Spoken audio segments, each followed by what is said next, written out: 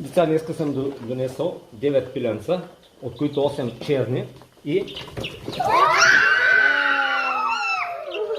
едно бяло. Какъв цвят са коремчетата? Сега, при пиленцата, както при хората, може да разберем кое е мъжко, кое е женско. Кое е момиченцо, кое е момченцо.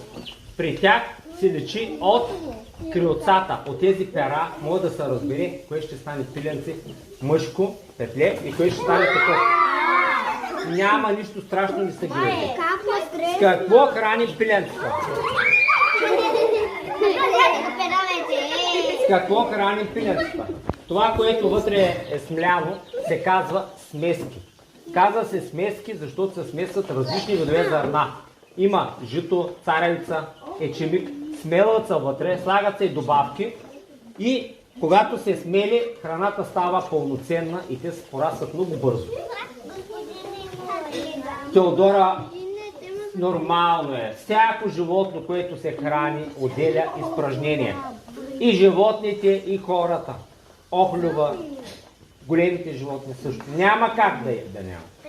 Хранят се с семенца, в случая с мляли семенца се казва смески. Когато смеските са добри, пиленцата порастват много бързо. Виждате какво пият те? Водичка. Ако нямат вода, храната ще заседне в гушките и няма да могат да преглътнат. А вътре в стомахчетата имат, казва се, мелничка или воденичка или още жерка. Това е едно като мускулесто стомахче, където храната попада и където те кълват камъчета или песъчинки и там храната се смила. При хората няма такова нещо.